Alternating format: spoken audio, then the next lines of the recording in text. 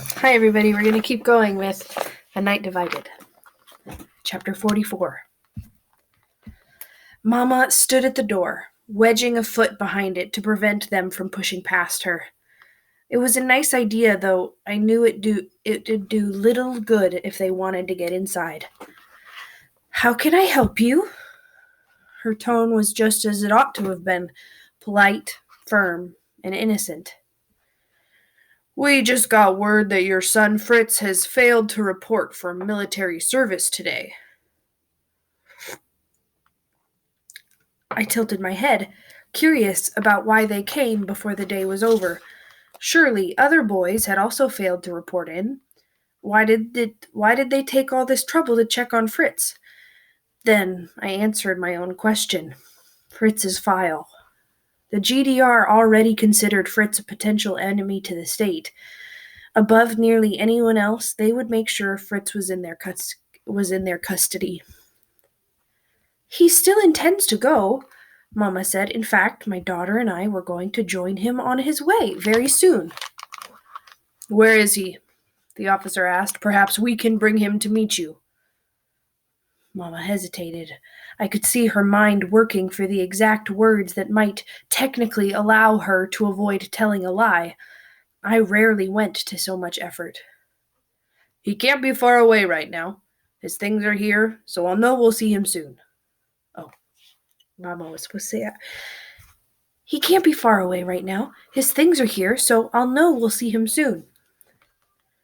Of course. He said that as if he didn't believe her. Well, Frau Lowe, we will wait outside the apartment for him to come. As you said, I'm sure we'll see him soon. Mama nodded and then shut and locked the door behind him. She didn't need to tell me what to do next. As quietly as possible, we raced through the apartment, destroying anything that made it look as if we were packing to leave. I tousled my bed, Mama put dishes in the sink, and we put away anything that had been left out as intended. I tousled my bed, Mama put dishes in the sink, and we put away anything that had been left out as intended gifts or to take with us. The notes on the china and the Bible were ripped up and flushed down the toilet. So was my note to clear Anna of any suspicion. That left an ache inside me, but I promised myself to find a way to help her once I was on the other side. If I reached the other side. None of that was certain now. From the front window, we could see onto the street where 2 Grenzer cars were waiting, almost acting as barricades to our building. Curfew began in less than an hour. Afterward, getting to the tunnel would be very difficult, if not impossible. Worse still, I knew it wouldn't be long before the Grenzers would demand answers for where Fritz was. And what could we possibly say when their questions came? Mama said things for the microphones about how Fritz would be back soon, and about how silly the officers would feel for ever wondering about him. But fear clutched at my throat like a noose, and I could barely answer. It seemed senseless now to pretend. With every tick of the clock, the Grenzers would become increasingly convinced that Fritz wasn't going to show up, which would lead them to one of 2 conclusions. Either he was escaping the country on his own, or else we were helping him hide somewhere. Whatever they decided, the Stasi would be here soon with questions we absolutely could not answer, no matter how they threatened us. Or worse, if we talked, it would cost Fritz's life and Papa's and Dominic's. Even Officer Mueller and his family, if they came. When I looked, there didn't appear to be any officers out the back window. Maybe we could use a rope or something to lower ourselves down. But it would take us past the windows of apartments below ours, and someone was bound to see and report us. Besides, we had no rope here, and the sheets we might have tied together for an escape were hanging from a clothesline at the Welcome Building. Mama cheerfully suggested we might go for a walk, offering the microphones an excuse that we'd find Fritz ourselves. But we both dismissed that idea without further conversation. The Grenzers wouldn't just let us walk away, and even if they did, we'd certainly be followed.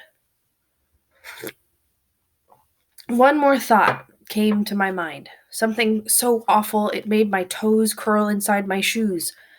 But I couldn't ignore it anymore. Expecting that Mama and I would arrive soon, Fritz and Papa would open that tunnel tonight. They would wait as long as possible for us to come, hoping for the best and silently wondering if the worst might have happened. At some point, it would become obvious that we weren't coming. They would see the instability of the tunnel, discuss the Grenzer's investigation directly overhead, and conclude the only logical thing they could. Tonight was our last chance. Fritz would be forced to cross into the west without us. By morning, Mama and I would be in a Stasi prison. The thought of that terrified me, but I had always known things might end this way, and I had to be strong. Or at least pretend that I was, for Mama's sake, since she looked as afraid as I was. She'd probably been thinking the same thing, though neither of us could freely discuss it here. Another knock came to the door, and Mama went to answer it. This time, the Grenzers didn't wait for courtesies before they barged in to search our home. There was nothing to find. Mama and I had made sure of that. And in full view, we had left Fritz's bags packed for the military, hoping it would still look like that was his plan. They were thorough in their search, looking in closets, under beds, and behind doors, even in places where no human body could fit. When they began opening drawers and rifling through papers, I realized they were looking for more than Fritz. They wanted grounds for his arrest. His arrest and ours. For the first time, I was grateful that Mama had made us clean so thoroughly. Nothing in our apartment led to the tunnel or to any sign of us planning an escape. We stood in the center of the front room, Mama and me, holding hands.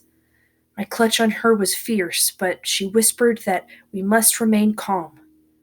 Finally, one officer approached us. I recognized him as Victor, Fritz's old friend. If Victor remembered me, he gave no sign of it. Victor was with the Stasi. I remembered that all too well. Our apologies for any inconvenience to you and your daughter, Victor said. You understand that at this point it is clear that your son is not planning to report tonight? I can't give you any explanation, Mama said. Nor am I asking for one, Victor replied. But if he is not here by curfew, we will bring you and your daughter in for a conversation with my superiors. They will demand an explanation, and you will provide one to them. The way he ended his sentence turned my stomach into knots. Mama couldn't say a word in response, and I only gripped her hand tighter. Victor frowned down at me. You and your brother are very close, no?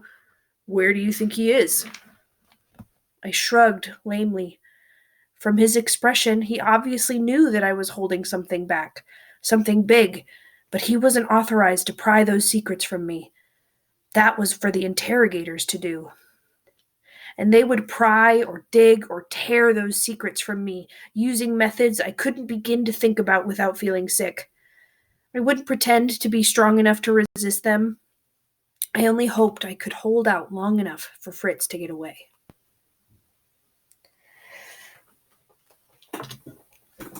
Somebody wants to be on my lap.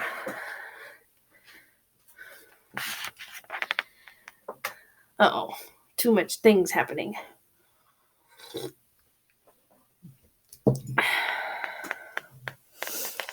Chapter 45.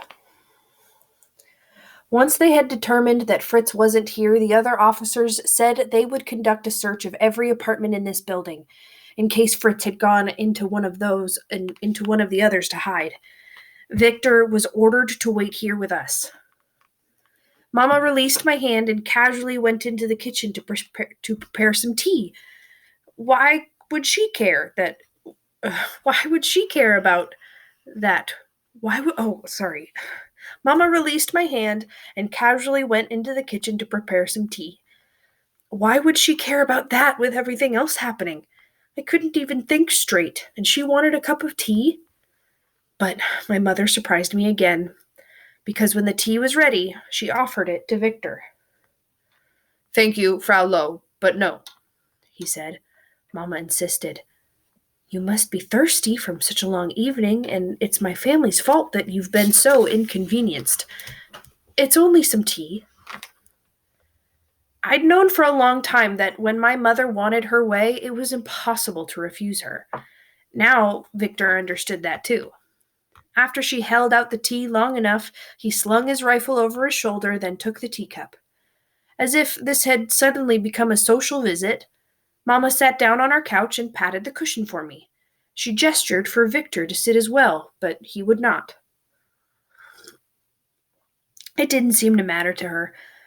I remember when you were no taller than my knee, Mamma said to him. You and Fritz were in nursery school together so long ago and have remained friends since, I believe.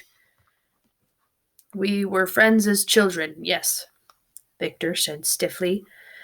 But look at you now, so strong, so grown up. You're young to have so much responsibility.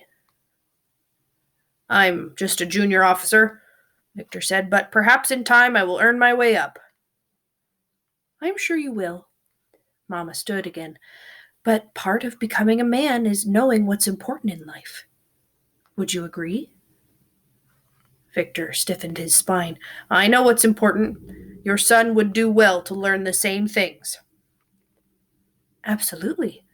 Things like family are what matter most. You have a family too, Victor. You have a mother. If you were in trouble, how far would your mother go to help you? Victor faced forward without answering, but I knew he was listening. Mamma took my hand and brought me to my feet. She reached into her pocket and pulled out the keys to the Trabant from Oma Gertrude, and then left them on the kitchen table. He eyed the keys and looked away again. But he understood what was happening as well as I did. Trabant cars weren't grand in any way, but even the most run-down car often took months to find. A new Trabant might take a decade or more if someone as young as Victor could even afford one. Victor and my mother were locked in a stare, and I wondered if they were coming to a sort of unspoken agreement. I didn't know. I couldn't tell. I had trouble looking at anything but the gun over his shoulder and thinking about anything other than the way he'd dumped Herr Kraus on the sidewalk not so many days ago. Victor belonged to the state. His friendship with Fritz meant nothing to him, and we mattered even less. Though he continued staring at Mamma, his hand slid to the stock of the gun. He didn't need to shoot. All he had to do was call in the other officers, and they would do it for him. Finally, Mamma raised all 10 of her fingers and nodded at him, but he didn't respond. Then she started backing us toward the door, one small step at a time. How far would he let us go before he grabbed the trigger? Or were the 10 fingers part of their silent agreement? I squeezed Mama's hand like I'd never held on to anything before. What if she was wrong?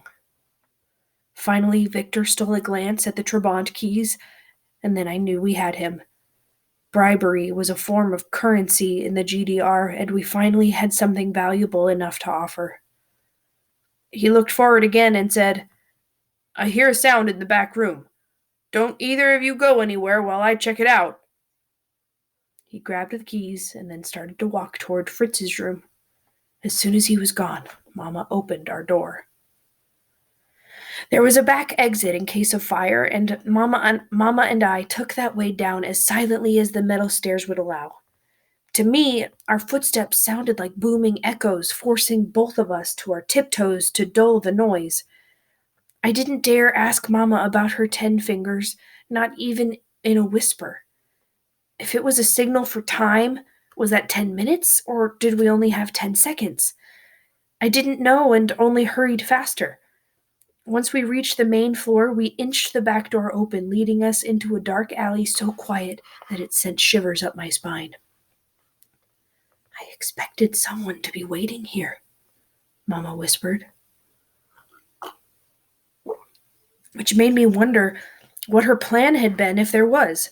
We were out of money, had given up the only valuable thing we still owned, and carried nothing with us but the clothes on our backs.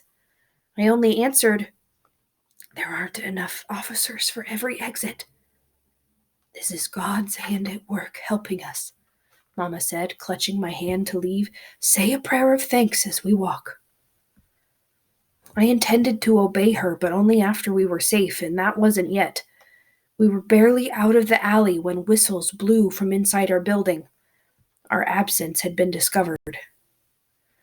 This time I took the lead. Over the past few weeks, to avoid Frau Eberhardt and any other curious eyes, I had found every possible back route to the Welcome Building. I knew where to go now. We heard Grenzer sirens on the main road searching for us, but we didn't need the main roads to get there, at least not until our last dash into the alley. The problem was that curfew had already begun. Nobody should have been on the streets, so if the officers saw anyone at all, it would be us. We went as carefully as spies, through dark back alleys, walkways too narrow to be used as roads, and even through unlocked doors of other people's apartment buildings. The final crossing into the alley was our most difficult, with a long run from one hiding place to another. I wanted to split up, so that if I didn't make it, perhaps my mother would have a chance, but she only grabbed my hand and pushed me into the street as she hurried along at my side. I saw a woman in the window of an apartment overhead reading a book. When we were in the center of the street, she looked down right at us. I froze for a fraction of a moment, wondering what she might do, but she only pulled the shade for her window and then switched off the light. I thought of the proverb, to see no evil, and hoped it would follow with the woman also refusing to speak any evil. Before I knew it, we were inside the alley. From there, we ran until my garden came into view just ahead. How beautiful it seemed to me then, how deadly. The irrigation ditch that bordered the garden patch would get in our way, slowing us, but I hoped it wouldn't have much water this late at night. You have to jump the ditch, I explained to Mama, and we collected a stack of rocks to the right of it, so just follow me exactly where I go. Her hand pressed against my back. Whatever happens, you keep running, Goethe. Keep running and don't look back for me. Then she pushed me forward. There was nothing more to say. We ran. By now, I knew the land so well I could have run it with my eyes closed, and on this dark night I might as well have done just that. The ditch was narrowest to my left, and I took that way. I jumped it easily, but Mama missed the bank and splashed in with one foot that became lodged in the mud. No matter what she had said, nothing would make me leave her behind, so I came back and grabbed her hand to help her back onto hard ground. We continued running, and suddenly lights blazed on in the watchtower ahead of us. Mama and I dropped to the earth like falling timbers. Even without being aimed our way, the lights still brightened the garden considerably, casting everything in long shadows. They swooped up and down the death strip in their usual path, and then began to turn our way. I knew this routine. I'd seen it before. Along with the other areas east of the wall, the lights would survey this garden patch next. We'd be spotted, and our position called out to the Grenzers, still searching for us on the streets. We had less than a minute to get all the way to the building. We ran so fast that my lungs ached and my head pounded. Rocks had gathered in my shoes, but I barely felt them. We dove against the bricks while the watchtower light swept down onto our field. It stayed there for a long time, highlighting the shovel I had placed in the dirt earlier that day. That shovel was our monument to freedom, even if nobody else knew it. We weren't there to see where the light went after that, for we had already climbed inside the Welcome Building and shut the boards tight behind us. Mama leaned against the wall to catch her breath, but I whispered, "No, Mama, please, we're not there yet." She nodded at me and followed. Fritz was waiting for us down in the shelter and looked so relieved that I thought he might almost deflate right in front of us. "What took so long?" he asked. Mama's response was simple. "We had some trouble." He looked at us with red faces and sweat along our foreheads. "Are you both all right?" I only beamed back at him. We are if that tunnel is open. It isn't yet, he said. Papa wanted to give the bricks as long as possible to dry, so we haven't removed the final load of dirt yet. He figured once we did, even with our fortifications, it's only a matter of time before it collapses. Let's get in and remove it, Mama said. Officer Mueller? I asked.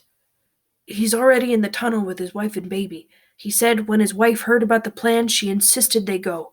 They got here an hour ago. We followed Fritz inside. A woman I assumed must be Frau Mueller was seated on the ground with a young baby in her arms, who, at least so far, was asleep. She smiled up at me, and then I thought she was a rather pretty woman. Officer Mueller stood over them in full uniform and armed. He greeted me with a solemn nod that seemed more respectful than in our first meeting. I nodded back, but said nothing. It bothered me that he had his gun because we certainly weren't safe yet, and I remembered his promise if we were caught. Still, when he saw that we had come, he walked over to Fritz and whispered, "We waited for them, as you asked." "The tunnels must be connected immediately," Mama said. "It won't take the Grenzers long to figure out where Goethe and I have gone." "Katerina?" My father's relieved voice came from the other side. "You finally come?"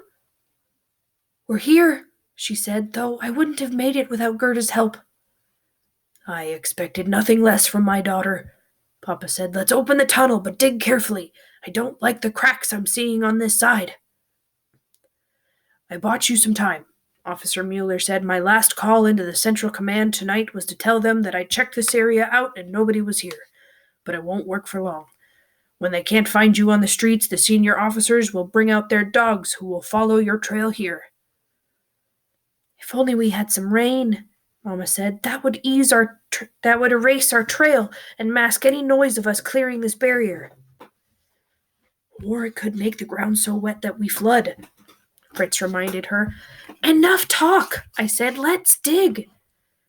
Mueller and Fritz went to work at our end, and from the other side I heard Papa and Dominic chiseling away at their dirt and rock. We decided to dig low to maintain as much dirt over our heads as possible. We would have to crouch down to pass through this space, or even crawl, but if necessary, I would have squeezed through the eye of a needle. All I wanted to do was be on the other side of this wall. The rabbit-sized hole widened. I could see Papa's boots from here, the same sturdy boots he had worn the night he left, only now with a hole in one side. With another chip, I saw the cuff of his pants, and I begged them to go faster. It was torture to have my father revealed to me 1 centimeter at a time. The dirt was beginning to pile up around Fritz and Mueller, so I offered to go back to the shelter for the bucket and remove what I could. I planned to empty all the spare dirt into a large pile at the entrance to slow the Grenzers if they came. But I was only halfway there when I heard noises above us in the basement of the Welcome building. It wasn't voices, or at least none I could detect from here, but there were footsteps, several of them. I ran back to the tunnel. "Someone's here!" I hissed. "We must go now!" The gap had opened enough that I could fit through, and maybe Frau Mueller, but none of the rest could. And there was a jagged rock jutting out from the center that would probably keep us all from getting all the way through. They had been working to gently pry it free.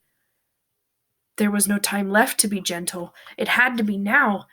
I'd rather have had the tunnel collapse than be arrested or shot. Officer Mueller withdrew his gun and ran back down the tunnel. I wasn't sure what to do. Did he plan on shooting whoever had come? Or shooting us? Then he said, "I'll hold off whoever's there as long as I can." He looked over to Fritz. "Get my wife and baby out first. You owe me that." If Mueller intended to protect us, he needed help.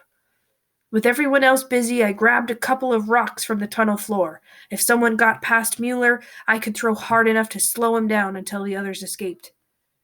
Mueller shouted out a warning that he was armed and for whoever's approaching to stop. Then a voice called, "Where's Goethe? Is she here?"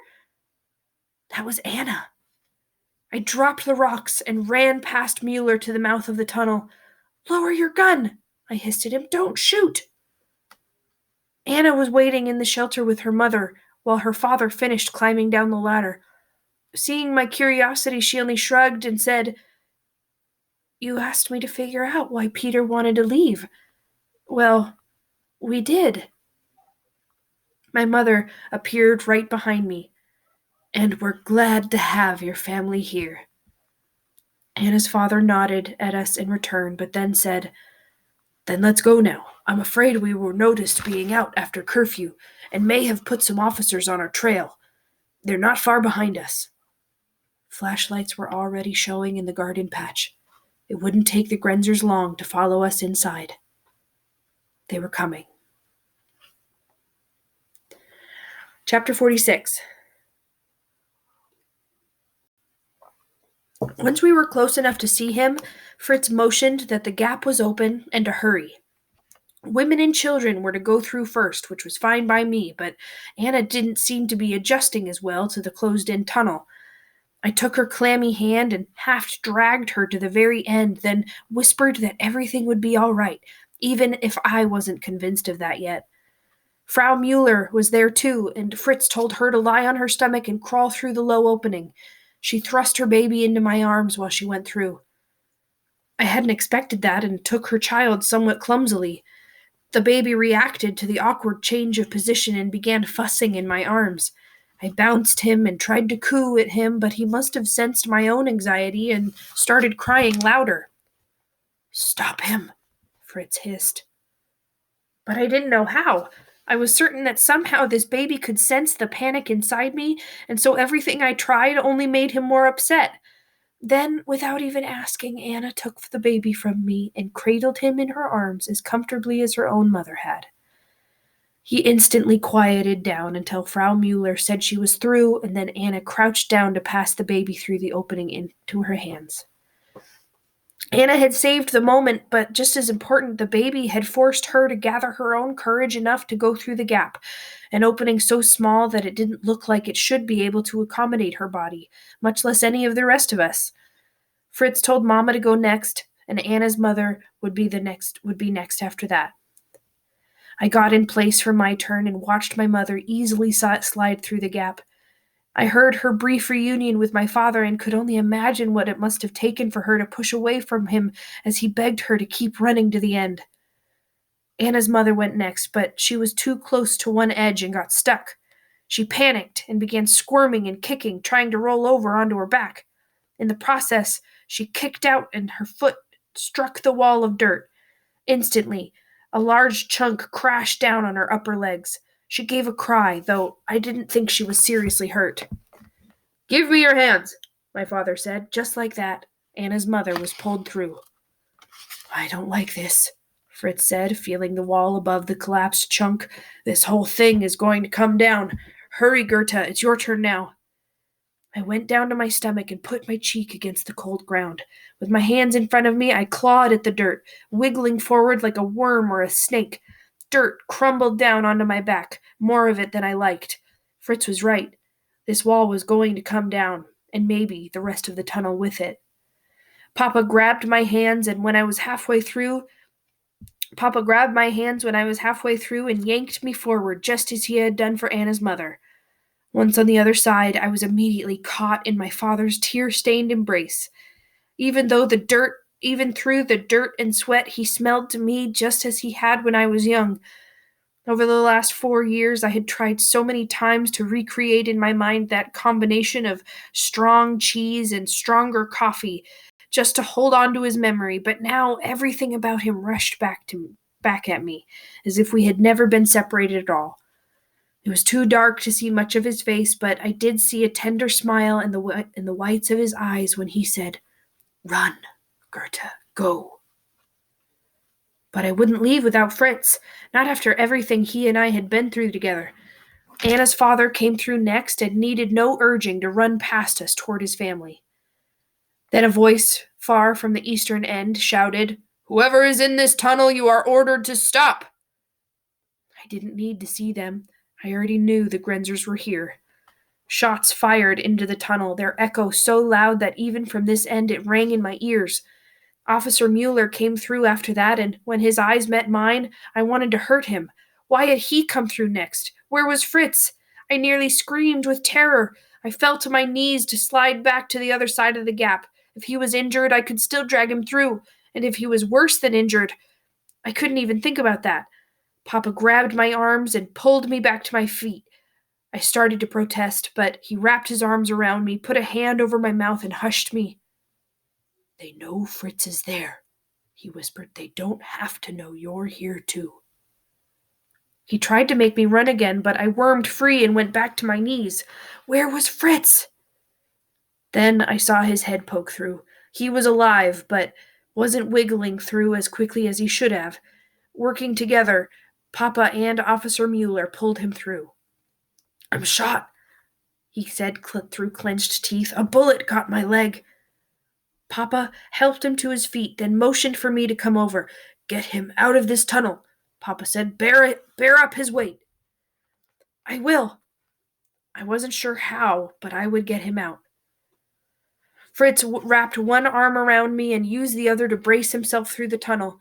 He couldn't use his injured leg at all, and whenever we moved too fast or it bumped against a rock, he grunted with pain and clutched my shoulder so tight that we both nearly collapsed.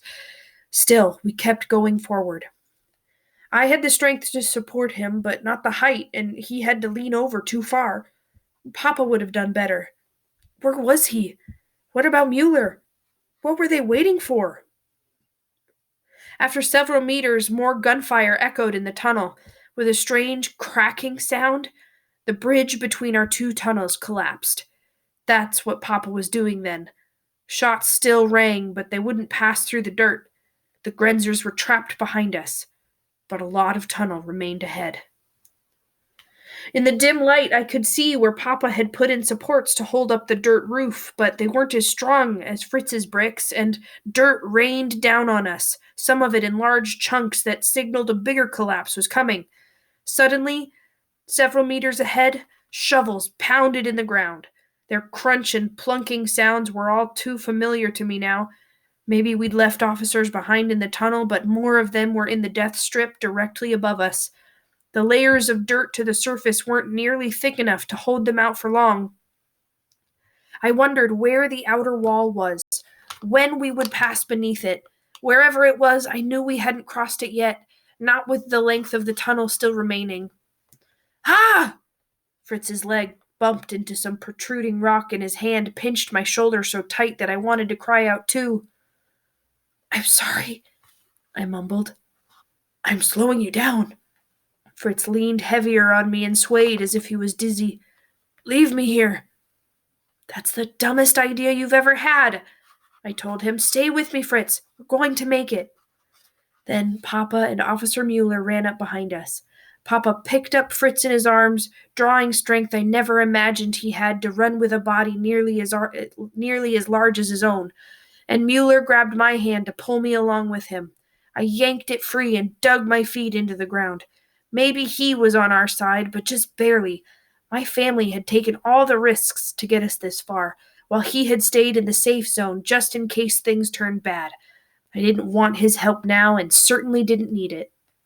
But Mueller didn't seem to care. He grabbed my arm again, and this time his grip had no forgiveness. I would run at his side or get dragged behind him. Papa and Fritz weren't far ahead of us, but they rounded a short bend out of our sight, and I held my breath. Mueller probably didn't think of himself as a Grenzer anymore, but I still did. Then, right above our heads, one of the holes being dug crushed through from the surface. Dirt cascaded over us, and a large rock fell at my feet, momentarily forcing Mueller and me back. I looked up, expecting to see starlight, but saw only shadows of several Grenzers standing over the hole. There were foul curses and orders being shouted to widen the hole, but Mueller steered me around the rock so we could keep running. Then a hand reached down into the tunnel with a gun at the end of it. It aimed directly at me, so that even in this dim light, I thought I could see directly down the barrel. I froze, as if every part of me had just turned to ice. All that remained was for someone to order him to fire. Chapter 47. Mueller gave me a hard shove, forcing me toward the bend, then turned back and reached for the gun, evidently hoping to grab it before any damage was done. I rounded the bend in time to hear the echo of gunshots inside the tunnel, and a body's collapsed to the ground. I wanted to keep running. I couldn't be more than a minute away from safety, but I also couldn't ignore that Mueller had just saved my life, putting himself between the gun and me. I had to help him. I crept back to the bend. The hand with the gun was gone, but shovels were digging back into the dirt, widening the hole. Mueller was on the ground directly below them. There was enough moonlight now that I could see the blood on his chest. Only a few nights ago I had grabbed a heavy door and dragged it beneath the eyes of the watchtower. This wasn't much different. The same eyes were above me now, and I had escaped their guns once before. I pried my arms beneath Mueller's shoulders and locked my hands together across his chest. I felt his blood there, warm and sticky, and it took all my courage to stay with him. Then I heaved a deep breath and dragged him so slowly that I wasn't sure if I was moving at all. Dirt rained down over us as the gap widened. It wouldn't be much longer before it was wide enough for an entire body to fit through, or before they weakened the roof and collapsed the tunnel. I wasn't sure which would be worse. Mueller mumbled something about me letting him go, but I ignored him and just kept dragging. "I'm sorry," I told him as we went. "I wouldn't trust you, and I'm sorry about that. You saved my life." "Get my wife to freedom," he mumbled. "My son." He was heavier than the door, but I knew I was strong enough. We rounded the bend with his boots dragging along the tunnel floor, slowing me down. Worse still, that Mueller's body was steadily becoming heavier. Both his arms had fallen into the dirt, and now his head was slumped off to one side. I couldn't explain why, it just was. "Goethe, set him down." I felt my father's hand on my shoulder and looked up to face him. "I can't. He's hurt." Papa pressed between me and Officer Mueller, removing my arms and gently laying him on the ground. "He's not hurting anymore." "Oh." I backed against the dirt while my father felt for a pulse at the base of Mueller's neck. He turned to me and shook his head. "I was wrong about him." That was all I could say, and it didn't seem like nearly enough. Papa took my hand. "Let's go, Goethe." I started to protest, but we heard orders above ground for a man to be lowered into our tunnel. Wordlessly, I let my father lead me away. The officer who had dropped into the tunnel behind us ordered us to halt, but by that time we were too far away for his gun to be fired at the right angle.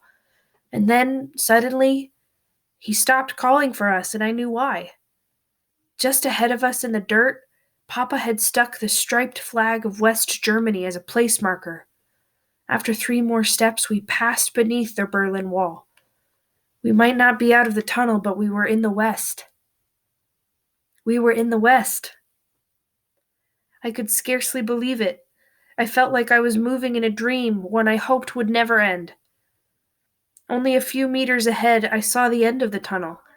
I first mistook the dim light for sunrise and then realized it was a nearby streetlight. A single star in a sea of darkness. I emerged from the tunnel in a small graveyard, blocked from the watchtower's view by the caretaker's shop. And from a hole disguised as a grave, I rose up to greet the coming morning. West German soldiers were here with their weapons drawn, making it clear that the Grenzers had missed their chance at us. They would not be allowed to step even a single toe into this half of the city. I filled my lungs with the fresh air, too exhausted to even sit down. Papa squeezed my shoulder and then went over to talk to Frau Mueller. I couldn't hear what they said, but I did see her tears as she cradled her baby close to her. Anna's parents went over to help comfort her. From there, my eyes drifted to the Berlin Wall, the side of it we had never seen before in the East. It was covered in graffiti and signs protesting its very existence. The sight of it startled me that people would dare to express themselves so boldly, so publicly. Beside me, Dominic leaned his elbow on my shoulder. "There's a lot more that you'll have to get used to," he said. "I look forward to it," I mumbled, then jabbed him in the side, and the first time in 4 years I'd been able to tease him back.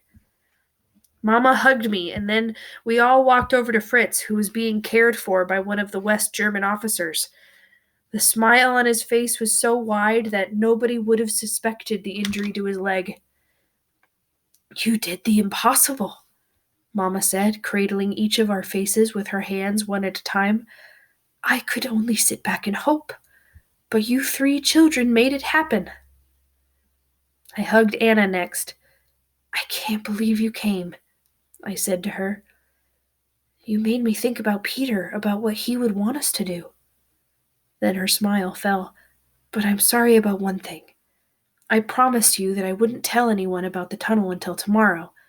I didn't even get halfway home before I knew I'd be breaking that promise with my parents."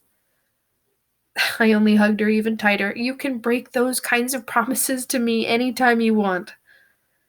My father was there to hug me last of all. I had never seen him weep before, but now his tears flowed freely and he smiled through them. He held me back so he could look at me better and brushed his hand over my hair across my shoulders. I knew how I must have looked, filthy, bone-tired, and even blood-stained, but he only gazed at me like he might look upon an angel. "My precious daughter," he said, so brave, so bold. "Officer Mueller's family, they are part of our family now." He looked at all of us and then back to me. "How should we celebrate our freedom?" I smiled back at him. "Maybe we could all sleep for a few hours," I said, "and then I thought we'd go to the market together and get something to eat." He chuckled. "And what might you want from the market?" "A banana?" I'd been planning to ask for one since the first day of digging. He hugged me again. "You shall have one today." Only a few short hours later, I felt sunlight on my face. The sun never rises in the west, but that day it did. For me and for my family, the long, dark night was over.